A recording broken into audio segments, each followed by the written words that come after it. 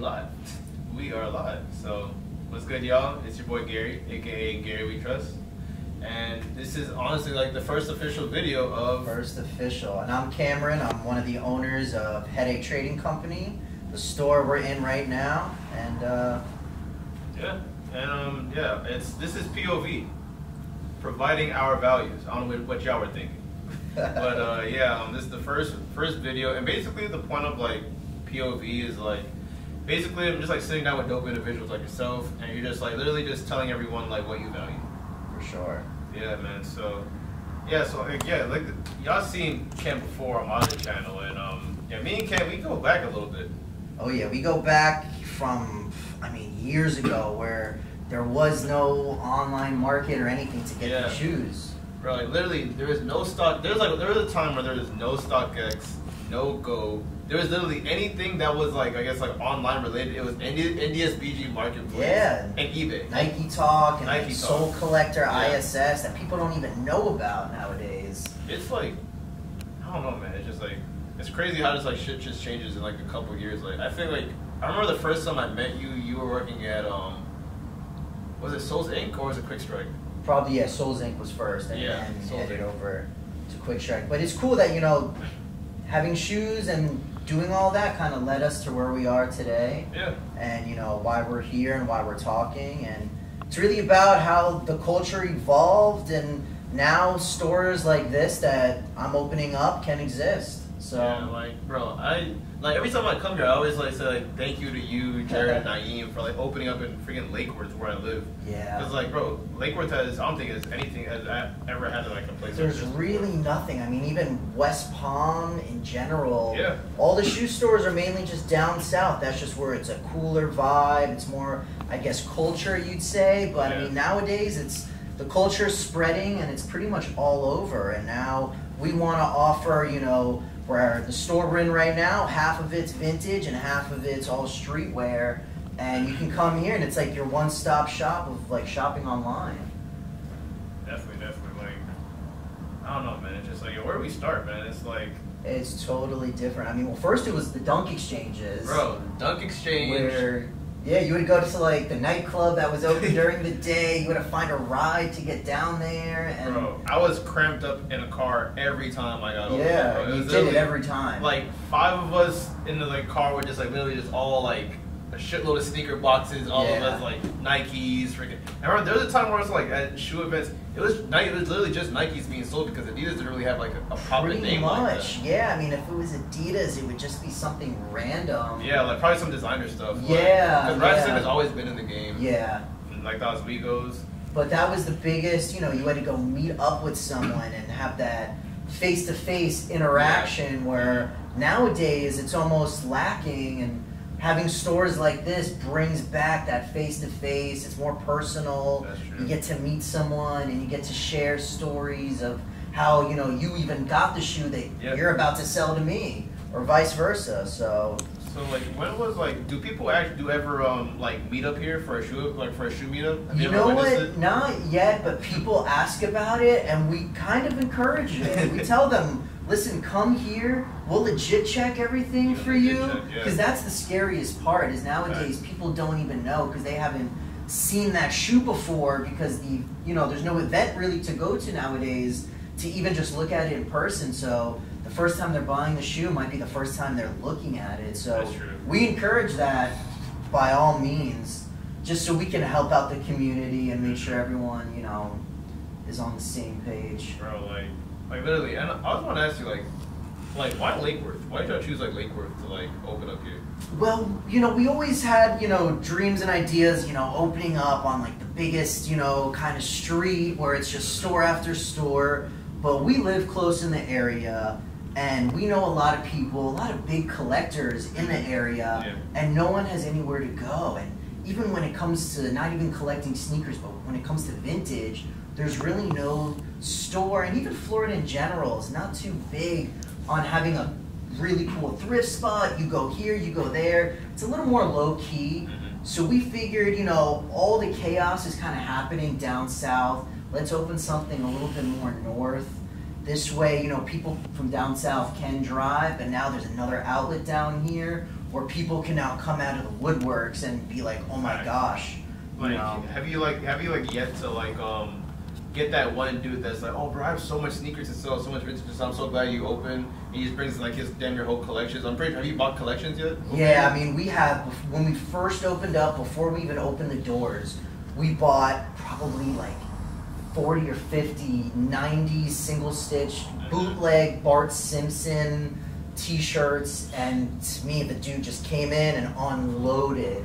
And we have people all the time that want to sell us full size runs of shoes. And it's really amazing all the people that can come into the store now, you know, and have that, like I said, that face-to-face interaction of selling and buying and trading. Yeah, man, like, really just like, it's just crazy how it's like so much stuff has changed. And like I started thrifting like January early this year, just like, literally, like, I was sold when the fact is like, oh, I can cop a whole fit for $10 and still be fly. Like, I'm sold. And then, like, even when I started going, like, thrifting with, like, my homie Ant and Jerry, like, I was just like, oh, this looks cool, I'll buy this looks cool. Like, I didn't really get to know, like, the history of, like, vintage, just, like, know what to look for vintage. Like, so, like, speaking of, like, vintage, like, what really sells, like, the best in your store? Well, like, every time you get it, it flies off the shelf. So the best, and it's one of my personal favorite kind of stuff, my favorite, like, genre of vintage. Anytime there's a badass Stone Cold t-shirt from the 98, 99 era, I mean, that shirt always goes within the week. Always. When I think it was like the first time I came here, and you had like literally like, I think 6 of them. Yeah. Do you think you're ever gonna see that again in this store? Like 6 Stone Cold t-shirts on a rack? You know what? That's kind of like the beauty of some of these stores nowadays is if you don't buy it, you may not find it again. And that's the whole beauty with vintage now. Opposed to collecting sneakers is vintage now, you might not see that shirt ever again. So I mean, I hope we get some of those prints, but that's what makes them even more special and more meaningful is you might not see it, and as store owners, we might not even come in contact with them again. And just other you know, shirts that sell. Rap vintage now is massive. Hard to find at thrift. All-time peak. And every time there'll be like a band movie that comes out, I've noticed, like the whole Motley Crue, when they did that movie, we had so many people requesting those kind of shirts. Elton John shirts have been flying. But it's so crazy, like on a store like this, like how do you request like things? You just have to be like, whatever walks in, like comes. Yeah, I mean, we specifically try, because we pick majority of the vintage, but now that we get busy in the store, sometimes every now and then we don't have time, so we'll have to, you know, rely on either internet sourcing or having people come in and bring it. But yeah, a lot of the times it's, you don't know what you're gonna get, but that's kind of the fun part about it. And like I think it's crazy how like I went to there's another place in New York, and I took my mom. There's like kind of like a little like vintage spot. Yeah. And I went there with my mom, and then she's like, "You're charging $200 for a shirt with holes in it?" Yeah. And I'm like, Mom, you just don't understand. Like even like this shirt I got from here. Yeah. It's actually my favorite shirt in my closet right now. It's the DX, the Generation X. And literally it has like I love the fact that there's holes in it. It shows like this shirt gives it that little character to this shirt's been through some shit. And it's funny because I feel like people who are really big into the sneaker community, it's different. Where if it's $1,000 shoe that's trashed, the price is still down. Whereas a vintage shirt could be completely trashed with the armpit missing, and it'll still go for a crazy amount of price. It's a whole different look, and it's just a different aspect. And a lot of people, I think, like more the character now on the t-shirts. Yeah, man. Where that's becoming more the bigger style. It's low-key kind of annoying how, like, I remember I went to Urban Outfitters, like, not too long ago, and they had, like, shirts that looked very old. Yeah. But, like, it was a screen print size tag. I'm like, damn it, man. It's like, you guys are basically taking, like, the fun out of, like, you can, like, make character on a t-shirt, which is kind of wild. Now, yeah. I mean, they even try to do, like, the stone wash on them. Yeah. And make them look a little more dingier. And I mean, that's the biggest thing, is really educating people that come into the store, because we'll have people that will try to bring in and sell us reprints that maybe came out like 2 years ago. And the print will be based on the original, but it's still not the original, therefore it's really not a crazy value. People want the original. They want that shirt that's been through 20 plus years of this person, that person, went to this state, that state. And I think that's what really separates it. But reprinting right now has been the biggest education for our customers that we've been finding. Like, I remember, like, I was so bummed out one time. I drove down to South Beach with my dad. We drove all the way down around to, I'm low-key thinking, it's like, I'm kind of still new into thrifting, so I don't know what really has value yet. Yeah. I just saw, like, oh, 05, all right, I'll take it. Yeah. Like, 04, I'll take it. Because you would think back in the day, even still like an 05 or 06 Jordan, is still, that's an older classic kind of model, depending what it is, but like 05, 06, some of those shoes aren't even wearable. So you think, all right, an 05, 06 t-shirt, it's probably going to be the same thing, where, I mean, not really anymore now. Literally, like, I drove down there with my dad, and then, like, they literally didn't want not one t-shirt. I'm like, damn, I just killed a whole damn trip. Yeah. They didn't get nothing. But, like, I went to their vintage store a little bit later. I'm like, okay, I see what they... the street, I see, like, what they want, like... Because I'm thinking, bro, these shirts still exist. Shirts from the 80s, 70s. What's the oldest shirt that you've ever, like, came across? We probably have come across, I want to say...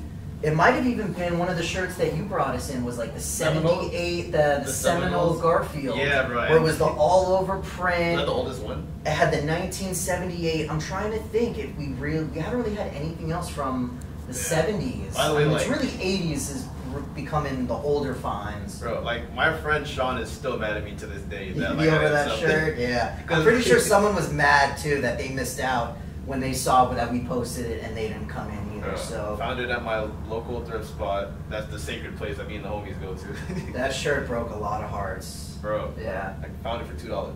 Yeah. What's crazy is that like it's crazy how much profit you can make off vintage lately, bro. Like that shirt, I found it at Goodwill for like $2. It was the Beatles shirt. Yeah, and that one too that you brought in that was sold right away. I traded it for the Miami Heat shirt.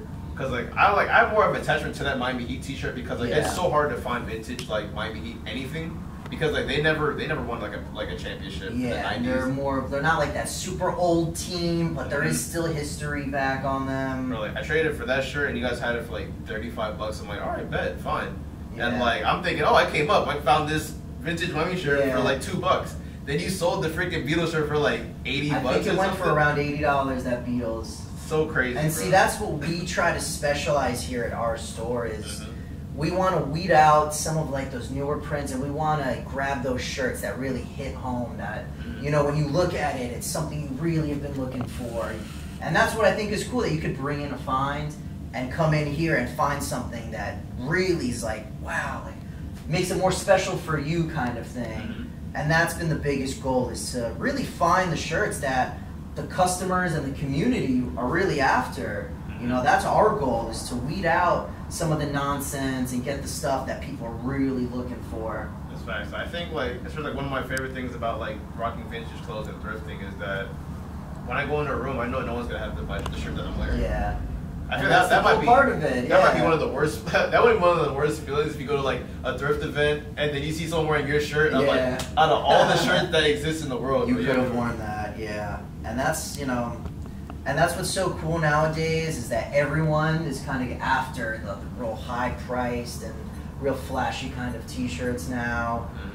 And now it's generating more inventory, and like that's where we kind of got the name for the store is Headache, is because once you realize trying to go find, like you said, trying to find like a Miami Heat vintage, man, it's a headache. Even living in Florida is tough to find. So that's where we came up with the name of Headache Trading Company. So you come here and you kind of get rid of the headache. Damn, that's a good slogan. Yeah. That's where we got the whole idea. And then once we hit that, we're like, wow, store needs to be open.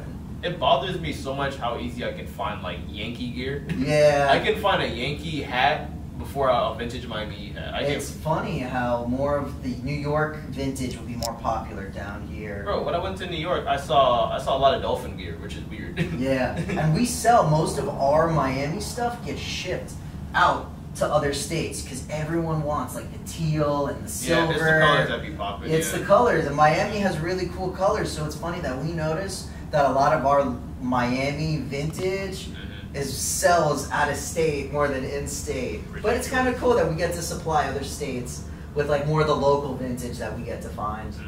Like, what would you say that was like probably the most expensive like shoe that came through here? The most expensive shoe. Yeah. I see that those Travis Scotts were Wow, sold. the Travis Scotts. For something that's new, I gotta say it's the Travis Scotts that come in, just because the market is so high. Thankfully, I got it for retail. Yeah, I mean, if you're lucky if you grab that shoe for retail, I mean, the price now is astronomical. Mm-hmm. I want to say probably one that comes close is probably the Nike SB Heinekens. We sold those for a little bit over $1,000. That's probably been one of the biggest high-price shoes that we've gotten. I remember when that shoe was going for like 300, 400. Yeah, and the backstory on it is nuts. I don't even really know much about I mean, it was, you know, that Nike wanted to release it right when SBs were getting popular. Mm-hmm. They didn't really have the rights to, you know, for Heineken to say, okay, you got the trademark. So they had to scrap that dunk. So some stores sold it. Some stores had to pull it.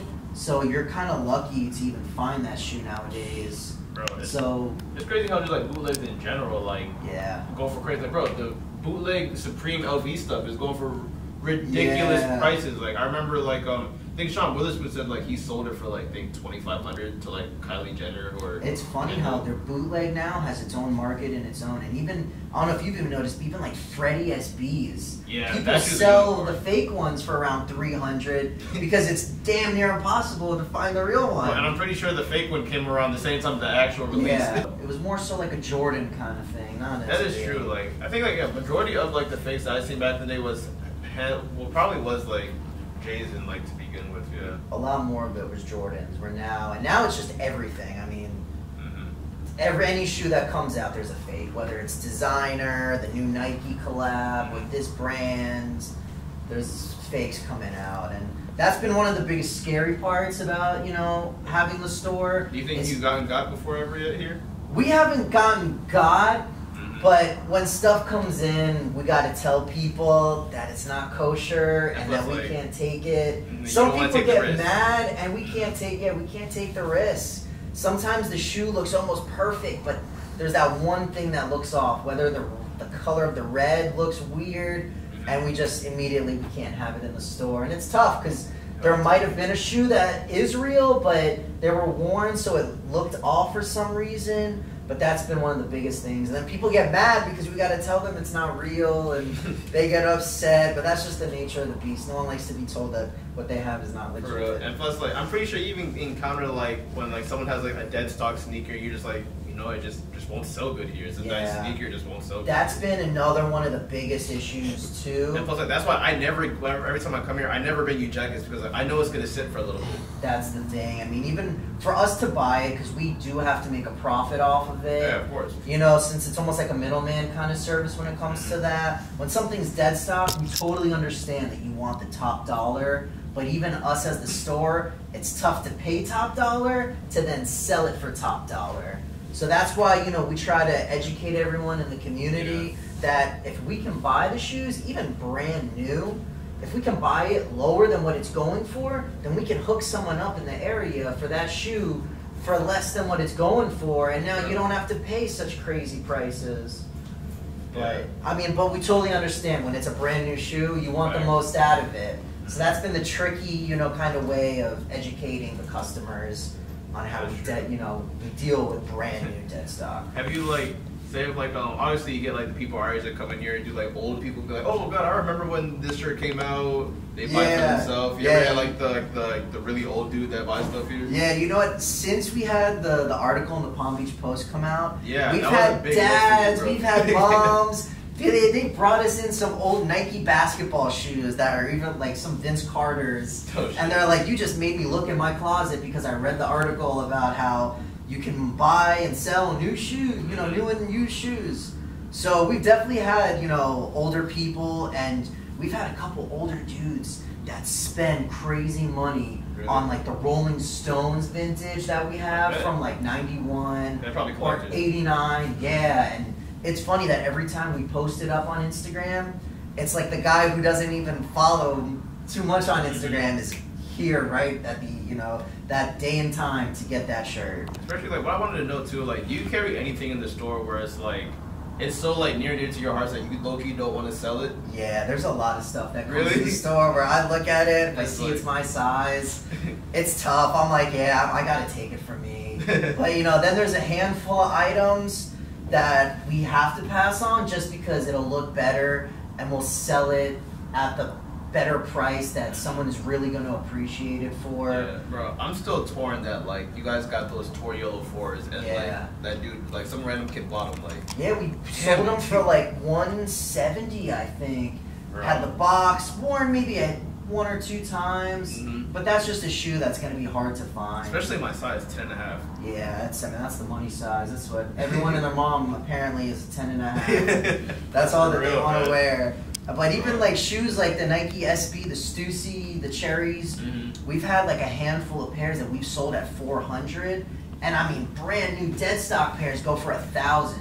So I mean, there's definitely been times where that shoe's coming in my size, and debating, 400 for that is really nothing, but I'm happier that I can make someone else happy to come in here and buy it for that price. Like, so I see, like, I'm looking at like the shoes you got on now. Those are these are the Costin UNC Jordan 1 lows. UNC's. Like, it's crazy how, like, I remember, like, the Jordan 1 lows back in the day, they were like, oh, you wouldn't catch me dead in lows, anything Jordan. Now, like, we're like, lows, mids are selling for, like, Jordan 1 just sells now, and I don't know if it's just because it's the simplicity of the shoe that everyone is on, but they just skyrocket. And anyone can wear it. Like, you can skateboard in it, you can play ball in it, you can just, like, lounge in it. And I love how they look with pants. Like, the Jordan 1, it literally almost looks good in, like, any type of, like, jeans. Yeah. The dad jean, skinny jean, like straight legs. Anything. Like, anything. And that's what's so cool about, the Jordan 1s is you can wear them with anything. And being in Florida, we got to wear shorts majority of the times. And that's one of my favorite shoes to throw on with shorts. Bro, I'm literally only wearing pants because my homies be making fun of me. Like, bro, you always got your thighs out on the TV. I don't look at your thighs for like a good 20 minutes. Yeah, I feel the same way too sometimes. But in Florida, this summer it's been like 90 degrees out, so it's the best time to rock those vintage short shorts, Man, I'm trying my best to like take my homie Ant's advice. Like, bro, you be wearing some dope fits, but you be wearing some pants too. I'm like, bro, you're not hot. Like, bro, I know I'm fly. Yeah. I'm trying my hardest to like go that route. But I'm like, bro, I think I might have to ride the shorts wave for And I think it's tough too a little bit because in the area we're in, it's not like a crazy big walk around city. So it's the street fashion's a little bit different. But that's what I think I love about vintage is whether it's a vintage baggy pant or vintage shorts, it like really looks fly with anything. I get literally excited when I find vintage Nike, bro. Like, that's my favorite. My homie Jerry literally like found me like a old like a 90s Nike t-shirt. This says like Nike running, and it's very simple, but you can see the character on the shirt. Yeah, it's got like either a cool fade on it, or you hold it up to the light and it's like that paper thin material.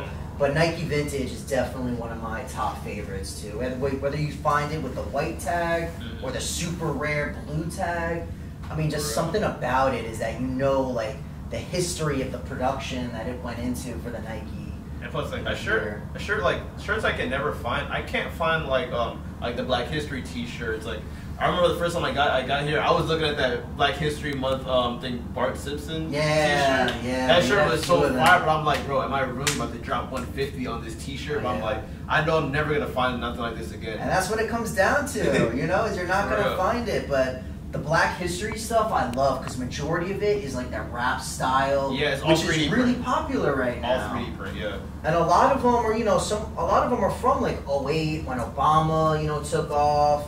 So the prints on them came out a couple years ago, but it's like super in style and super trendy right now. I love finding those kind of prints. And like still talking about like thrifting and everything. Do you like go into the thrift stores or really Goodwills? Or even the bins. I never hit the bins yet before. You know what? One of my other owners, Jarrett, he's huge on the bins and he finds gold. Every time I go, I literally find garbage. And it's so funny to see the difference of different kind of thrifting. And I mean, I like hitting Goodwills. I'll hit little local shops that may not even have a sign up on their door, but they got some thrifts, inside. I think I was talking to my homie the other day is like, when you go into like Goodwills, I feel because like a lot of the people that work in Goodwills like dudes who like got out of jail doing community service. I feel like when they be finding like some fire shit, they be like, yo, I'm keeping this for myself. You never know. You never know. I mean, Goodwills. I mean, I've had hit or miss, but I feel like there's more people that seem to be with it. Whereas if you go to like flea markets, some of the people have no idea what they have or what they're selling. Bro, the other day, like I saw like a vintage Tommy on a rack, but this random like foreigner guy, he just bought it because he just saw Tommy Hilfiger. Yeah. I wanted to buy it because like, oh bro, this is from the 90s. Yeah, like, it was one of the he big just flags saw the up. designer He brands. just saw the designers like, all right, I gotta take an L on that one. Yeah, I mean, there's been times too where I've bought T-shirts off the guy's back at the flea market. Really? Just because like he had no idea what he was wearing, and he's like, all right, I guess I'll find another shirt, you know. I saw a homeless dude with like a vintage Bulls hat before. Yeah, oh dude, there's sometimes I'll drive down Dixie Highway and I'll like turn my head and I'm like, wait, is that dude wearing a rap? Bro, I feel like a piece of shit sometimes. Yeah, I'm like, yeah. come on, man, this guy ain't got nothing. He just got let him live with this hat. That's the only thing that he's got. But it's funny how that's what makes us think now. Is that's you know, that's the little light bulb in our brain turning on. Is we see that print and it's like, oh my gosh. And I think that's what's so cool is like no matter how much money you have, you can buy and find a vintage tee for $1 or $5. Literally, and like, to someone else, it could be their holy grail of T-shirts. Facts. Like I really wish I found out about thrifting when I was in high school, man. I really wish, because I can imagine like all like the rap tees are probably just sitting there, chilling, and like, yeah, man. And even back in the day, before I was into shoes, my biggest thing that I was obsessed with was WWF. And I remember I hit that certain age when I got into shoes and WWF tees were lame. I probably had over 50 to 100 shirts, I'm not even joking, that I just told my mom to go donate. And I can't imagine the person that like hit that haul. Whether they like found it in a bin and it was just all my old shirts. But it's funny how now it's like history repeating itself, and you really think back, and sometimes when you look on the rack of what we have, you think, oh my God, I had that shirt back in middle school or, you know, in high school, and I didn't think twice about it, and now I'll go nuts to find it again. So like sometimes you don't even know like what has value sometimes, because like I found like I bought a shirt like in Boynton Mall. Yeah. It was like, I don't know if you remember that Rest in Peace Prince T-shirt. Yeah. That's the thing is, I don't even think it was a reprint because it probably came out when he actually died. Yeah. I'm like, you know, alright, this is cool, but like, for some reason I didn't like the fit of it, so I just, you know what, give it a Goodwill. I found that same shirt here, I sold it for $40, and I don't see it anymore, so obviously it's sold. So it's just crazy. Yeah, even any like memorial kind of shirts now sell. But yeah, I mean, shirts that back in the day, you wouldn't even think twice, like, I don't care, I'll pass up on it. Nowadays, if you found that shirt hanging on a rack, you'd be freaking out. Yeah, so like, to wrap up the video, like, is there any like vintage like stuff that you're looking for, any sneaker wise that's like just on your grail list that you wish you could have? Alright, so like the #1 shoe right now that I'm looking for, if anyone comes into the shop, I'm looking for the Futura, the Uncle Dunk Highs. Bro, unicorn. The pink, I mean, that shoe to me is one of my holy grails. Bro, I saw that shoe, I saw 2 pairs at SneakerCon earlier this year. I think dude wanted like 700, bro, and that shoe was destroyed. Bro. Yeah, I mean, beat up, they go for anywhere from 5 to 7. Brand new, it's anywhere from 1,000 to 2,000. But right now, that's probably been my biggest shoe that I'm tracking down. And then when it comes to vintage, I'm always looking for WWF vintage. That's my favorite, like personal favorite. So that's why I'm really happy that you had that on today without even conversating. That's what you threw on.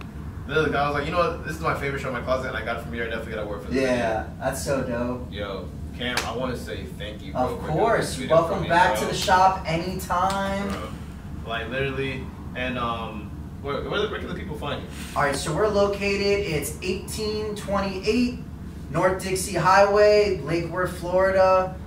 We're right in between 10th Ave and Forest Hill. And we're the bright blue building. Yeah, it's really easy to see. Yeah, it's really easy to find us, and basically you can find anything you want here, and that's the whole beauty of it. Gotcha. You want to shout your IG or anything? Yeah, so our Instagram, our main page is Headache Trading Company, and then our vintage page is Headache History. Got you.